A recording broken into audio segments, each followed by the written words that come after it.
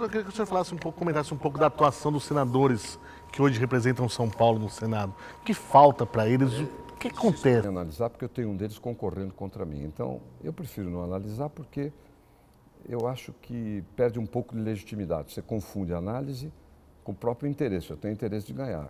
Eu poderia ser objetivo, mas o que eu acho é que tem um despreparo em relação às questões que envolvem São Paulo. Porque São Paulo, por incrível que pareça, é um estado discriminado dentro do Brasil, da Federação Brasileira. Olha, você é Fernando também, né? Aqui temos dois Fernandos. Mas Zanelato, né? O Zanelato é o seguinte, a União, ou seja, o governo federal, arrecada em São Paulo 42% de tudo que arrecada no Brasil. Nós temos 22% da população. Logo, cada paulista, em média, paga 3 vezes mais impostos do que o não paulista. Você veja que é pesado.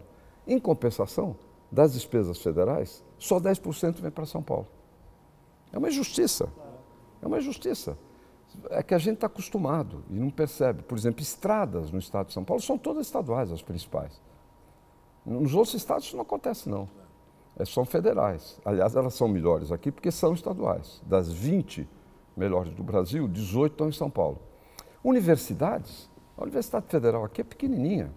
Aqui o que valia antigamente era a USP, depois veio a Unicamp e depois a Unesp, que são universidades de primeira linha.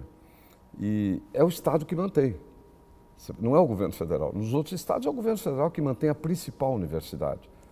Agora, tem esse problema e tem os que vão se acrescentando, que vai piorando a situação. A guerra fiscal, que tira uma empresa de São Paulo, leva para outro estado sem cobrar o imposto que ele pagava aqui, tira emprego, diminui a receita e também no Brasil como um todo, se você somar, cai a receita e piora às vezes a eficiência, né? Porque uma empresa vai para outro lugar, ela não funciona tão bem, mas ela se compensa por causa do imposto. Chegou a ter uma guerra fiscal nojenta, que é de estados importarem, os automóveis entram por um porto num determinado estado e ele faz abatimento do ICMS, enquanto... Não só para automóveis, hein? Não só. Estou dando como exemplo. Enquanto a produção nacional paga. Ou seja, você está exportando empregos para o exterior. É incrível isso. Pois bem, a guerra fiscal é uma coisa que precisa ter um fim. Ela é inconstitucional, mas ela continua. Eu tentei muito isso, mexer quando era governador. O Alckmin também foi na mesma linha. Mas é muito complicado, sobretudo que falta liderança do governo federal para arbitrar. E no Senado, o que dá para fazer para reverter essa lógica? Dá para continuar nessa linha, porque o Estado, o Senado é que fixa a repartição de impostos, entendeu? Você vai dizer, bom, mas São Paulo é minoria, mas a gente tem você tendo uma atuação de qualidade, politicamente sábia, sabendo obstruir outras coisas, fazer negociação, você pode avançar. E eu acho que a bancada do Senado hoje, de São Paulo, é completamente despreparada. O único que é mais preparado é o Aloysio, dos três, até porque ele tem boa formação jurídica e a gente presta assistência no que se refere às questões econômicas propriamente ditas. Então, essa é Mas São uma Paulo batalha tem importante, fama. E aí é um ponto de fragilidade. Eu já não estou nem falando de coisa ideológica, entendeu? Eu estou falando de atuação em defesa do Estado. Claro que tem diferenças político-ideológicas profundas, né, entre os integrantes, mas já não estou nem falando disso. Falando de defesa do Estado. O Brasil considera que São Paulo, de um modo geral, faz mal política. Olha né? aqui, você sabe que o royalty do petróleo, eu sempre fui contra a ideia de que vai distribuir para todos os estados e municípios do Brasil, mesmo não produtores, etc.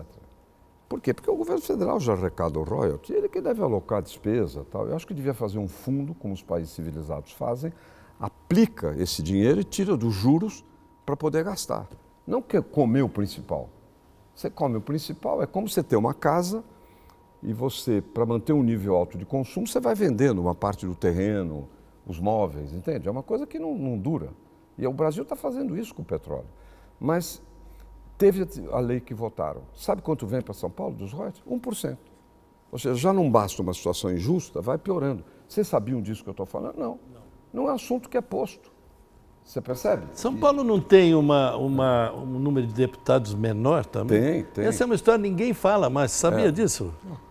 Tem. Proporcionalmente, isso na época do golpe de 64, para favorecer o Nordeste que votava a Arena. Já vem desde a proclamação da República, mas foi piorando.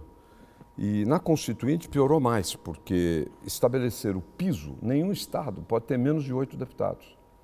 Ora, você tem estados que têm aí 200 mil eleitores, 300 mil, mas digamos 200 mil, 250 mil, vai, cada um precisa de 30 mil, cada um não, é 30 mil votos, em média. Em São Paulo são 400 mil. Esse papel do número mínimo é do Senado, obviamente. É do Senado, que tem um número idêntico. Lógico. A Câmara devia representar o povo, como é nos Estados Unidos. Os Estados Unidos tem um estado chamado Rhode Island, que eles têm 2 senadores, porque lá são 2 por estado. Mas tem um deputado, porque é rigorosamente de acordo com a população. Na Constituinte, eu dei a briga. Fui eu que consegui subir o limite de 60, que era o teto, para 70. Né? Então, São Paulo ganhou mais 10 deputados. Mesmo assim, foi aprovado na Constituição, não era dar para São Paulo, é o limite superior, que São Paulo entraria. O Congresso não queria votar. Aí eu entrei no Supremo, peguei o Miguel Reale Júnior, entramos com mandato de injunção, que é uma coisa que a Constituição prevê, que é o seguinte, está escrito na Constituição, o Congresso não vota, senta no Supremo e pede para o Supremo regulamentar. Aí, sob essa ameaça, regulamentaram e a bancada subiu de 60 para 70. Mas deveria ter hoje, se você tiver o piso mínimo, 120, para representar o povo brasileiro. Isso é uma distorção também, uma distorção grave que tem consequências naquilo que se vota. O que eu estou querendo dizer é o seguinte, senador precisa estar por dentro dessas coisas, até para preparar os deputados. Você tem que reunir a bancada, tem que explicar, você entende? Você tem que mobilizar dentro do Estado, explicar o que está acontecendo, porque senão nem os jornais se sensibilizam, por incrível que pareça. Eu acho que nós estamos tendo uma entrevista muito rica de conceitos aí, graças ao Serra. Vamos mudar um pouquinho de assunto, a maioridade penal. Você tem uma posição sobre isso? Eu tenho uma posição. Eu acho que ficar discutindo se reduzir 18 para 16, a maioridade penal, não vai levar a nenhum resultado. Pelo seguinte, porque é uma emenda constitucional. A emenda constitucional implica quórum de 60%, a maioria absoluta, ou seja, não é maioria, 60% absoluto do número de parlamentares, não é dos que estão no plenário. Segundo, 2 votações na Câmara, 2 no Senado. Tem ainda juristas que consideram que é uma cláusula pétrea. O que é a cláusula pétrea na Constituição? Que você não pode emendar a Constituição. Eu acho um absurdo isso, hein?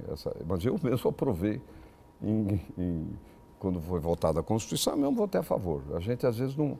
Todo mundo votou, foi unanimidade, mas olhando hoje é um problema, porque não se fixou o que era pétreo. Então aí passa a ser pétreo, por exemplo, a República, tudo bem. A democracia, pétreo. Essas coisas tal, mas de resto não tem sentido. Mas o fato é que é considerado também por muitos. Então eu tenho uma medida mais prática, que é elevar o número de anos de internação para o menor que praticar um crime hediondo. Hoje é 3 anos. Aquele rapaz que matou a namorada e mandou o filme, o vídeo para os amigos, evidentemente um psicopata. Claro. Né? É um sujeito que vai assassinar o resto da vida, porque ele é doente da cabeça. Esse cara, ele vai ficar 3 anos preso, detido, internado, entende? E ele estava na véspera de fazer 18 anos. Agora, se você aprova, aliás, a maioridade 16, pode ter um de 15 anos, 11 meses e 29 dias, que também vai ficar livre praticando o crime mais hediondo. Bom, então a coisa é a seguinte, aplica para todos 10 anos. Você tem que ter uma internação especial também, que nós fizemos para aquele Champinha. Lembra do Champinha? Que torturou um casal, estuprando a menina, no final matou os 2, durante 2 dias, em Embu, Guaçu, eu acho, por ali. Esse rapaz também é um psicopata. Quando no meu governo, aqui em São Paulo, a justiça mandou soltar. Eu soltei. Porque não, ele tem que estar num lugar apropriado. Nós fizemos um lugar lá, uma internação médica também, com toda a segurança, e ele está lá. Custa uma nota, porque só tem um, tá certo? Mas você não pode deixar um assassino solto, seja lá o preço que for. Então, essa coisa dos 10 anos resolve.